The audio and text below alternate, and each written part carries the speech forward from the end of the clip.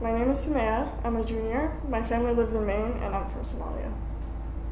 My name is Amina. I'm a senior, and my family is from Massachusetts. Ethnically, I'm Algerian.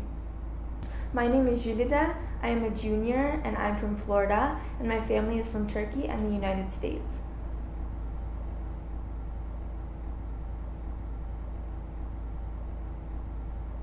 So I started wearing hijab on my first day of high school. My parents were very much like, this is a religious obligation that you're expected to do, but you do it when you're ready. So I think having that experience, such a positive experience where I was really agentive in wearing hijab, really has shaped the relationship I continue to have with hijab. I love it. It's part of who I am.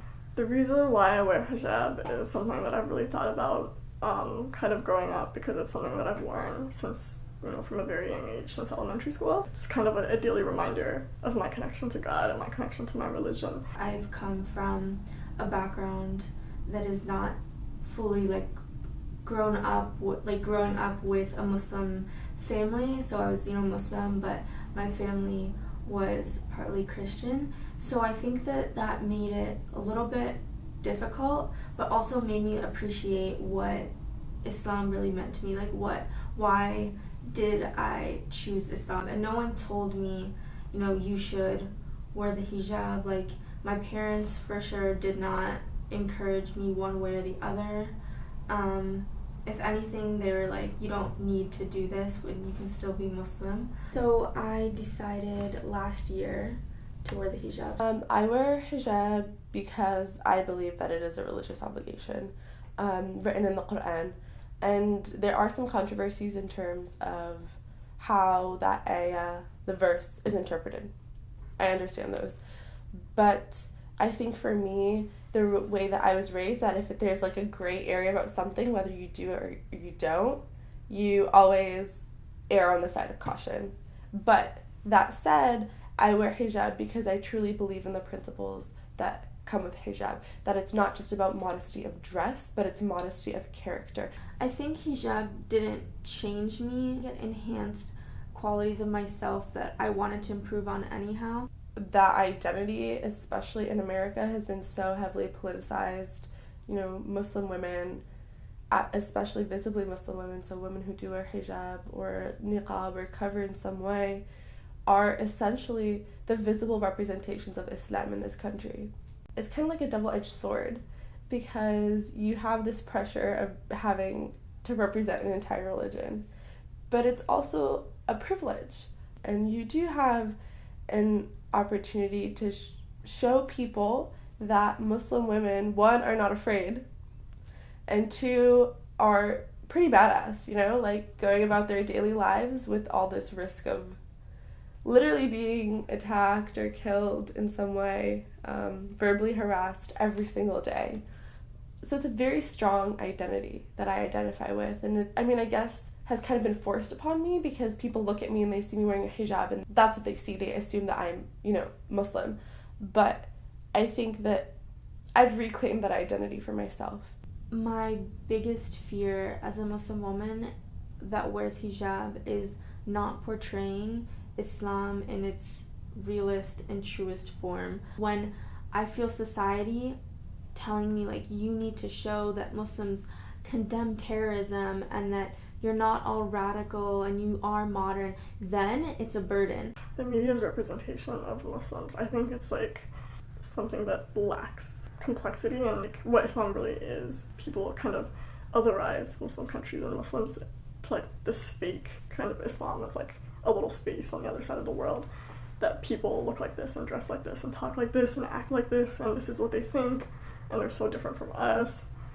So the media is a really tricky thing, where they need to produce images that are easily digestible by an audience. So again, they resort to stereotypes. I haven't met a single Muslim that is radicalized really like that. So the portrayal just seems unreal. It seems so exaggerated to a specific subset of people that they're trying to extend to 1 billion people. That type of thinking and language and association with Islam has just been so deeply embedded into American society that the media doesn't need to do that for people to automatically assume especially for Muslim women, that these Muslim women are submissive, that they need to be saved. When people think about Muslims, like, think about a certain type of person, but like Islam is so complicated and it's so diverse and it's like, you know, it's a complex thing because, you know, religion is complicated and like people's identities connecting with their religion kind of creates different experiences. But like you wouldn't necessarily imagine me first when you think about Muslim. I think people don't think that Black Muslims exist, which is so weird because there's the largest Muslim community in this country are Black Muslims. There's obviously like racism and anti-Blackness in Muslim communities, and there's Islamophobia in Black communities. So I think it's kind of like a hard space to kind of walk in, is, you know, when you live at the intersections of different identities. I don't think I fully understood what it meant to, you know, be in like a publicly Muslim, if that makes sense, until I started wearing hijab, because I'm, you know, white, and as a result of that, no one can really pick me off the street and just assume I'm Muslim, although that's problematic in itself. So I saw people a little bit like acting differently towards me even. My family is Somali, and my family immigrated to the United States when I was 8 years old, and being put in a very white space, I think I was kind of forced to at a young age to be cognizant about myself. Almost like daily, like people ask me like, what is that? Where are you from? Like what, you know, what's on top of your head? Stuff like that. Yeah, I definitely, after I started wearing the hijab, saw America and Americans like in a different light altogether. Like, because again, I was like before like blended in a certain way. I never had to really worry about microaggressions all that much. But now it's sort of constant. People might even be saying like, oh, are you from this country? And I'm like, yeah, I was born in Pennsylvania. And Islamophobia is like nothing new.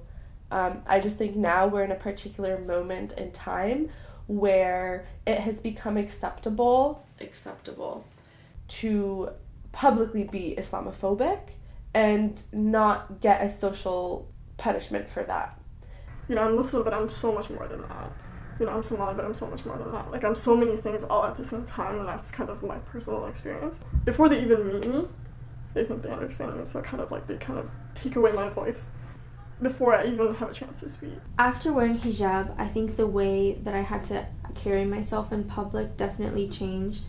I figured that out right away when I was stopped at airport security and taken into a different room. And I can tell you that in my 20 years of flying without hijab, that never once happened. I have a 7-year-old sister. And so when I think of her having potentially to grow up and go to school where this rhetoric is present, and like her having to feel like she has to hide that she's Muslim or feeling ashamed of her Muslim identity. Somehow, even as children, we are internalizing this fear. We are internalizing this rhetoric, thinking about Muslim children living in fear, Muslim children who are bullied and harassment. That's one of my huge fears, that this is going to be amplified within the coming months and years. It's absolutely unacceptable for a child to grow up in fear. I think growing up, definitely, like, I've definitely been told, like, get out of this country, like, you don't belong here. Especially as a child, it's like these things stick with you for a very long time. Kind of affects your ability to just live comfortably, you know? While I am worried, and I think that being worried is a reasonable thing to feel, I'm also not afraid. Muslims have survived worse, right? Like, as a community, on an individual level, knowing that, I think I'm better able to cope with the fact that we will have a Trump administration. I called my mom after the election. It didn't really affect her like it was affecting me. And like, my mom had been through a lot, and, you know, like, she crossed an ocean with 4 like little kids and started a new life. And like, for everything that she's been through, like, this wasn't a big deal to her. I think in particular, a lot of white folks in America, this is this election has truly shaken up their lives. It's been a wake-up call for them to realize this is actually what our society looks like, when Muslims have known forever that this is actually what Americans are like. This is what America is. So that does, for me personally, I think for a lot of Muslims, that doesn't faze us. Like, we've already worked on reconciling with the fact that Americans are racist, Americans are Islamophobic, Americans are xenophobic. I don't want to fight against what's going on. I want to fight for what I believe in, because you can only fight against something for so long, and you could really feel like in the end, you know, you may not succeed, and most likely you won't succeed. But if you're fighting for something, I think at the end of every day you can go home and say, you know, today I did what I did because of what I believe in. It's based on yourself, you know, staying true to your beliefs.